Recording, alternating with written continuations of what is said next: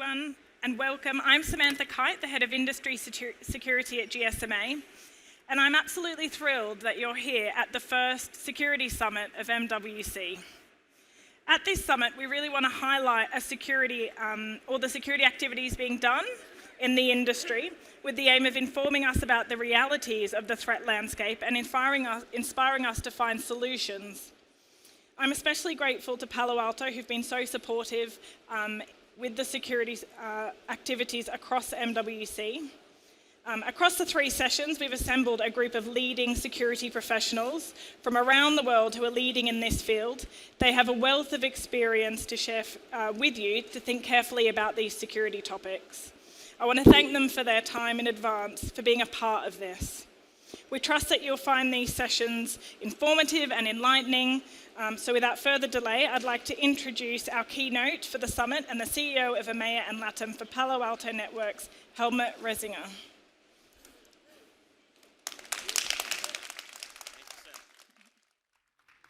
Good afternoon, everybody. I'm Helmut Resinger, responsible for the business of Palo Alto Networks here in EMEA and Latin America. And I was tasked to frame the topic of cybersecurity for you, whether you are, like our partners here at service providers, integrating our solutions to customers, big or small, whether you are a global system integrator, or whether you are a CISO or a CIO or responsible for the topic of cybersecurity and protecting the digital essentials of your company. We also thought that together with the panelists who will join me later on stage, we give you SAAD, which is Security as a Dessert, as you are now coming from having also had your experience in having a quick sandwich. But cybersecurity is a topic wherever you come from. You have seen the intro speeches of the service provider CEOs. We are all working in different ecosystems. But the threat landscape and how it evolves is uniting us quite strongly. Now, what you see here is 4 key topics that we see more and more coming from our customers that they have on their agenda. The first one is to navigate the geopolitical instability that is currently there. You could also say the digital fragmentation. The other thing is, on the one hand, you see this threat landscape, but you need to be compliant. There are the European rules here in Barcelona to be followed. There are the new SEC rules since December last year that are obligatory. Here in Barcelona, we could not speak without accelerating the transformation, what it means on the 5G side. But also, it was said before, connectivity is uniting us. But here, the question is we are more and more an economic ecosystem. Suppliers, your own value chain, and your customer ecosystem. Now this means you need to manage the risk of third-party connectivity. And all of this you're looking for, in the ideal case, of real-time and highly automated outcomes. Because as we hear from the service providers, the data volumes are doubling every 3 years. Now, if we look to, and you hear different panels after me, there are different vendors, the cybersecurity industry is a very fragmented industry. There's about 3,500 players who tell you, I have the best of breed product for you that fits exactly your need. This has led, among others, to the situation when you look at large service providers, big multinational companies, they have on average 32 different solutions in place. The problem is these solutions don't really speak to each other. This is why, according to Gartner, 75% of the companies say, I need to simplify my tech estate because otherwise I run the risk of having holes between those point solutions. And then the new theme came on board, which is called AI. And AI is driving in our view, 3 big dimensions. First, it will drive speed. Second, it will drive scale. And third, it will drive sophistication. If you think about you might have read this, in Hong Kong very recently, in the month of February, $25 million by an experienced employee of a multinational company in the finance department transferred to a presumed CFO and his team around. Unfortunately, this was deep fake, this video conference. Still, the money and the damage was done. Now, all of this, we, the ecosystem, the industry need to do, and this is just a Palo Alto Networks number, where we are detecting 1.5 million new attacks every single day. This you cannot cope with by humans. Now, what we see is a phenomenon, and you see here the link between geopolitics, compliance, the time between exfiltration, between compromise and exfiltration is actually shrinking. You see behind me, it was about 44 days 3 years ago. It has gone down to 2023. On average, it takes 5 days. We see now, actually in this year, when our incident response is engaged in emergency situation with customers or prospects, 45% of those data theft has happened within less than 1 day. Now, this is shrinking. On the other hand, you have the demands that are going up from the compliancy regime. Take the example in December last year of the Stock Exchange Commission actually saying, demanding to report within 4 days on any major incident. Truth of the matter is, most companies today, players in the economic scene, do not know within 4 days. And still the very same SEC has filed a lawsuit now, if you remember the big SolarWinds attack 3 years ago, now against the company to say what you have represented as cybersecurity state was not correct. And even filing a lawsuit against the person who is the CISO of that company. This is why we believe the industry has to go towards real-time, highly automated, we call it autonomous, think about autonomous driving, and more platformized, which means less point solution, to provide really an end-to-end, the best protection of your digital essentials. This is why we at Palo Alto think the right approach is to have a holistic approach, which is a platform approach. And it comes from our 3 beliefs. The first belief is, in this Barcelona setting, we need to say it, networks and security have to go together. This is the yellow part of our solution platform, Zero Trust Network and SASE solution. On the other hand, we believe the world is moving to a hybrid cloud world. This is why we say we offer you one single pane of glass for cloud security wherever your workloads are. But we give you in addition one thing, which is we give you security from code to cloud. Because the problem starts here at the coding phase, because 70 to 80% of the software that is generated, whether it's in China, whether it's in California, whether it's in Germany or in Spain here, is using open source components. If one of these libraries contain malware, you have a big snowball effect. Last but not least, our third belief is we are great human beings, but we are not great at doing with precision, massive volumetry of patterns to detect and to automate in cybersecurity. This is why we leverage AI in our Cybersecurity Operations Center. And here, to frame it for our discussion that is coming up now, because I'm joined with 2 experts in the field, the outcome for you as service providers, we believe needs to be 10 seconds mean time to detect, 1 minute mean time on average to remediate. You are pushing as the industry, whether you're a global system integrator or a service provider, you're pushing managed services. We believe this is the right trusted approach for your customers. And then as we are here again in the Mobile World Congress, talking about IoT, OT, and IT, we need to have one holistic 5G zero trust approach. These are the first framings what I wanted to leave you with. It's about real-time, autonomous, and highly platformized cybersecurity. And I hand back to Sam because she's going to invite two other top speakers here onto the panel. Thank you so much. Okay, so I'm going to introduce our other panelists. We have Miguel Sanchez, who is the Chief Information Security Officer at Telefónica Group. And we have Thomas Maschek, who's SVP for Cybersecurity at T-Systems. Thank you both for joining this panel with Helmut and myself. So I just wanted to, we've seen some of the threats introduced by Helmut. Just get your views, firstly on what your focus is currently in terms of remit-wise and what you cover, because you cover different aspects of cybersecurity within your organizations, and just your initial thoughts on the current threat landscape.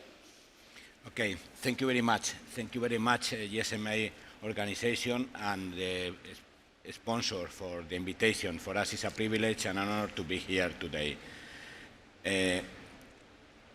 Helmut mentioned very different kind of business that we are sitting now today here.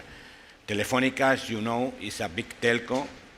Most of the telcos that are here in the SMA organization are big and old companies. Most of us are century years bringing services to the people. How is the nature of our business? The nature of our business is communicate people. But along the year, over the year, our client demand different and continuously change the needs. We started bringing our client connectivity through voice. Later, our client demand connectivity mobility. And now our client don't use voice to communicate. They transfer data. And this transformation of the nature of our business is clearly on the core of the focus of the concern of security in our companies. We are in Telefónica big consumer of security. We also sell cybersecurity to our big client, to our B2B client. But the challenge for a company like Telefónica is keep protection in the main asset. We have to protect physical assets because we have many physical network. Let's say 100,000 kilometers of submarine cable. We have deployment of in mobility, different technologies, 3G, 4G, now 5G standalone, and we have fiber because we need fiber to communicate with the new quality services that we bring to our client. Then the concern, the challenge is to really balance the need of the business that is an speed business and also bring security to accompany properly the business. Right, Thomas, do you want to talk a bit about what you do day to day and some of the threats you're seeing? Yeah, I want to start with one thing I see here. A lot of participants, and this is good to see because this shows that security is getting more and more important. And as you take a look on the threat landscape, this is necessary. My role is Senior Vice President Cybersecurity at T-Systems. T-Systems is part of Deutsche Telekom, and we are responsible for delivering cloud and digital services. So therefore, my core business is securing those cloud and digital services day by day, as well as delivering security services to the customers as a dedicated service. And I want to start with one example I've seen in an incident response situation 2 weeks ago. One of our customers contacted us because they were a targeted attack with a deepfake attack. What was there happening? One subsidiary leader received an email and a voice call and a voice message. This voice message was from the CEO of this company, looking and sounding totally real, and it was even not possible for the responsible person to detect that this is not a real person. But how does this happen? The call came from a real subscriber number, and afterwards we found out that this subscriber number was a hacked Android device misused for this attack. So therefore, this is something we also have as a threat, besides taking care about the cloud platforms. Phishing emails and also CEO fraud activities are commonly used techniques which are driven also by artificial intelligence. It's not only seen there on every booth because we are using it for good purposes. It's also misused for attacks. And this makes it also necessary, as already Helmut mentioned it, to use artificial intelligence and other techniques to even secure the platform. But what can I explain out of our daily business? We as Deutsche Telekom are monitoring our cloud and cloud as well as the network infrastructure. And meanwhile, we have to inform every month, only in Germany, around about 50,000 customers because they're getting hit by ransomware attacks or compromised devices into their local systems. So therefore, you can see that if you're not well prepared, if you're not taking the appropriate measures like implementing EDR solutions, implementing security visibility within your network, it's only a question of time. So therefore, it's really important that we, as also a whole community, are helping our customers to even more secure the infrastructure to be well prepared in case of all those attacks. And this is only one aspect of the threats we are seeing there. Yeah, I think this was the first message from my point of view. Later, some other statements. Yeah. Helmut, do you want to have anything to add? I've said most of it already. What I would like to say, because here we have Telefónica more really a connectivity integrator. This is more a cloud integrator as well. What we see clearly is that, speed, scale, sophistication we talked about, yet, particularly in Europe, nation-state attacks. Take the example of Ukraine. The closer you go to Ukraine, I can tell you, the higher the alertedness is with economic players and even public authorities when it comes to the awareness. We see, of course, the economic actors in this who want to draw money from, which is the ransomware players. But we also see a new phenomenon, for example, in Latin America, where you have new environmental activists who say, I attack you not because I want to take money from you, I attack you because you're running a gas pipeline across several countries. What you're doing is not good for the planet, and that's why I take your infrastructure down. So we have a new plethora there of patterns, and this is where I believe we just have this imbalance where the bad side of the house, leveraging now AI, only has to get it right once. We have to be right as trusted players in this industry, both the service providers, but we as a cybersecurity leader to be right all the time. No, absolutely. I would like to add there some one aspect in regards of artificial intelligence. One example of our daily business. We are, for instance, working closely together with some health institutions to train machine learning algorithms to help doctors to better interpret blood analysis, ECG, or other medical data. But what if those systems are trained with wrong data and they are manipulated? So therefore, we cannot ensure that this new technology is delivering the right results. And in this example, it would lead even also to potentially to death. Because if the doctor is getting into a wrong direction and giving the wrong medication, this could have a real impact on the body. So therefore, securing artificial intelligence and machine learning algorithm is even important than in the past, securing our networks or our data centers. Like, you need the same level of protection. So therefore, I think it's also necessary to use what we have already in identifying potential malversations or attacks or access to systems which should not occur, but also it's necessary to better improve the functionality of the existing services, being able to detect those anomalies. And the second aspect is also the intellectual property.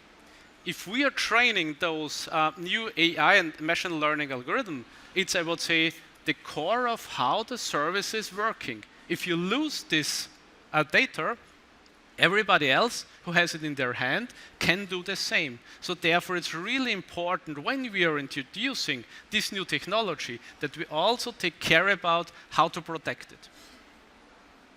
Yeah, we're spending a lot of time talking about AI at MWC, so it's very good that you're covering it.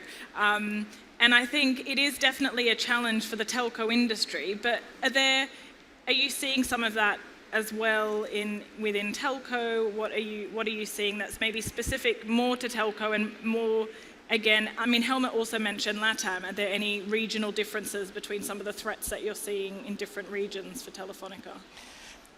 Okay, there are, the threats are more or less similar because more of the cyber criminal use similar technique. Sometimes we can find different techniques in a sponsor state actor, but most criminal, cyber criminal, individually speaking, and group cyber criminal use vulnerabilities and use similar TTPs, technical procedures, and tactic for most of the incident we can see. We discover, of course, as we discussed with Palo Alto, we discover new tactic, but in a big part they use to repeat, and sometimes they use very global attacks and massive attack for the victim. Then there are something very interesting that Helmut mentioned. Okay, is the fragmentation of the cybersecurity provided market, cybersecurity industry, and this is from my point of view and taking the position of Telefónica that we consume a lot because incorporate activity security we are a bigger consumer of cybersecurity. The fragmentation really is something that is a lack of efficiency. And let me give you an example. In Telefónica. Telefónica, we are a global company. We are operating in America, we are operating in Europe, and we are providing services in more than 100 countries around the world. Okay, it's a big challenge to protect more than 400 million clients, but it's also a big opportunity because we can see in our network, in our client, a lot of tentative of technique, tactic, and procedure that are using cyber criminal. If we put all of this intelligence together and we can bring, and we do, and we did internally, because we have just a global platform to defend or the Telefónica client, we can take a client from Germany or an incident from Germany, and we use to prevent other very similar attack or the very similar tentative in America, okay? And then the fragmentation is something that we have to overcome, as well as we have to put more speed and try to respond at machine speed, the machine speed attack of the cyber criminals. But I think this fragmentation, I want to add there something. I think it's really important that we also address it to our customers because we see there still a lot of separate tender processes. For instance, one is taking care about EDR, the second one about SIM, the third one about log management. But all those topics must be or should be handled together because you can handle it in one platform, then you have one point solution, because otherwise you need a lot of intelligence getting the best out of every solution and still having not the full visibility. So therefore also Palo Alto with their XCM solution is one possibility to do this much better than in the past. But I think it's really important that also the customers, the companies taking care about their overall security landscape, how they put everything together to have an end-to-end security infrastructure. Yeah. If I remember your question, Sam, you were asking about AI and how is this applied in the service provider landscape. One aspect I would like to highlight to you is that, because what we hear frequently is, well, the cybersecurity industry puts up now AI because it's fashionable, because ChatGPT is there and so on.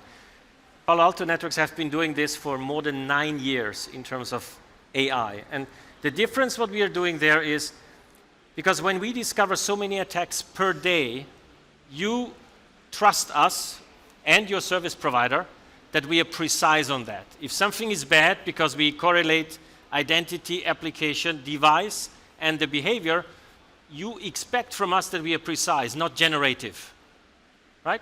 So this is what we call machine learning, leveraging the power of good data that you highlighted, because we have the biggest data lake on telemetry data, but this you expect us, rightfully so, to be precise.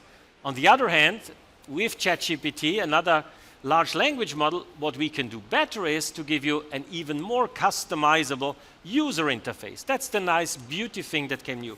But the cybersecurity industry has been leveraging for quite a while now, I would call it precise machine learning, actually, for the good outcomes, because we are human beings. We have limits when we have to deal with this amount of threats that are incoming all the day, where as CISO is responsible, or you in your cloud environment, you respond to handle it, yeah?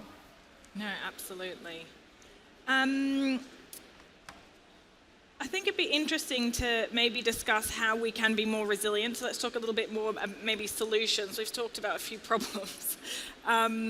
But yeah, what do you do within T-Systems, Thomas, to fight some of the threats that you're seeing? Is collaboration a big part of that? Is it sort of supply chain, knowing your supply chain well? What works well? Luckily, we are part of Deutsche Telekom, so therefore we have a huge network as also Telefónica, and we can get a lot out of it, as already we have heard from him.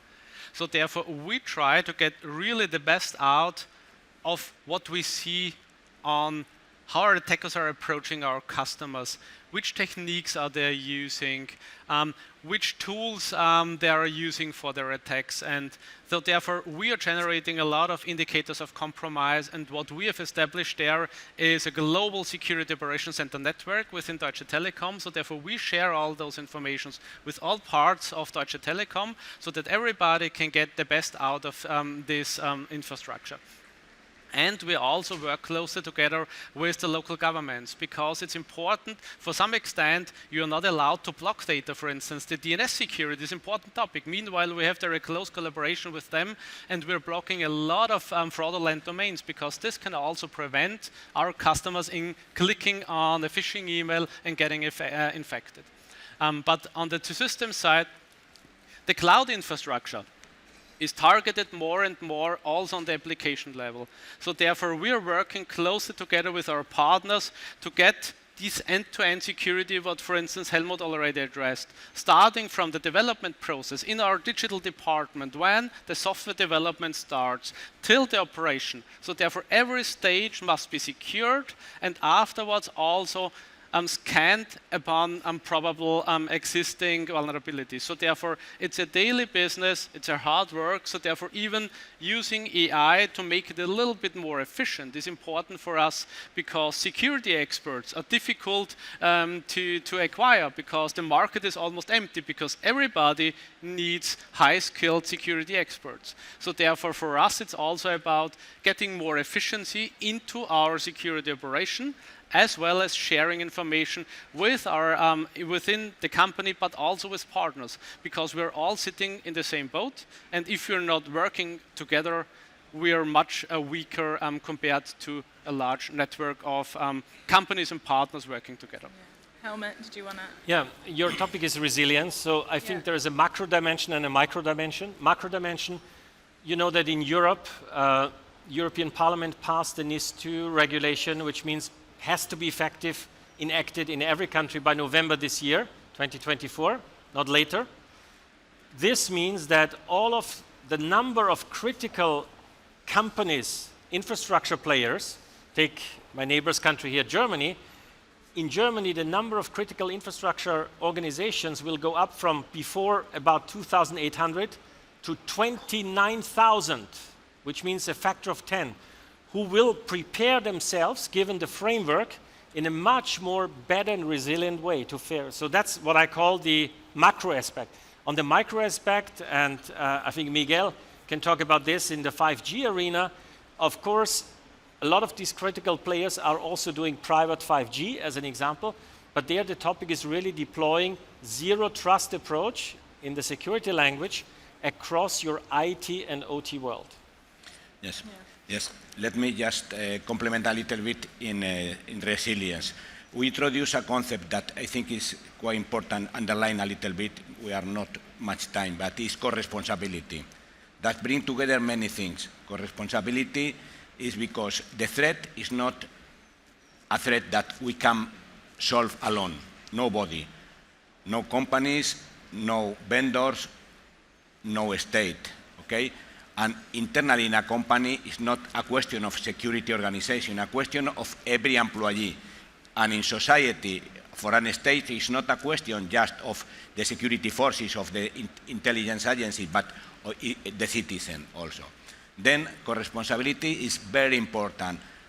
Everyone has to fix his own responsibility, and it is important, conscientization, training, and everything.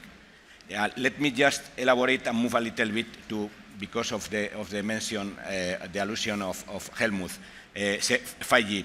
We are now, as a telco, working in not just in the other technologies, cloud or other intelligential IG, but we are working very, very hard in 5G technology. 5G technology has some element that introduce new topic in security, okay? New concept. Just let me mention some of them. There are improvements in the technology definition because at very good standard in security, let's say in native security definition, but there are not the solution for all the problems, okay? There is a very big complexity in the operating model and in the governance model.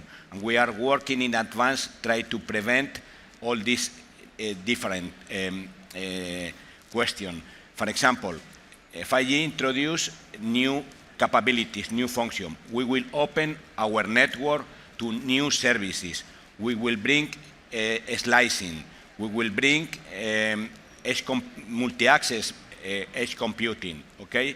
There are new topics. We are working very hard because there are not all the standard or not all the release are done, and we have to live in a transitional period because we have to bring new 5G security asset to the people, but we have to combine with 3G, with 4G, with the old technologies, okay? And we have to isolate some part of the network to other, because it's a complex model that is very good defined in element, but it's a complex model to cooperate. Yeah, absolutely. I'm going to ask one last question to wrap up this session. What would be your predictions for 2024 for the year ahead? That I believe that companies will realize that AI is posing a big threat, and therefore there will be more consolidation / platformization of the solutions to have a better security outcome. For me, I would more reverse. I would say I hope that the companies are more aware about the threats. They are taking the appropriate measures. They're taking care about security. But looking here into the audience, it looks good because the interest is there. So therefore, we're good on the way. Unfortunately, just to complement, I think we have not much expectation in real international agreement in cooperation because of the very difficult strategical panorama that Helmut just mentioned at the beginning. Then we have to work very hard in order to keep cooperation in different levels, private also, private public, and public. I think public will be difficult, and we have to complement, maybe do stronger in our areas, in our private areas. Well, thank you all for your time and for your insights. It was a great pleasure to host this, and yeah, I look forward to the next session. I'm going to hand over to my colleague Alex to take over. Thank you. Thank you. Thank you.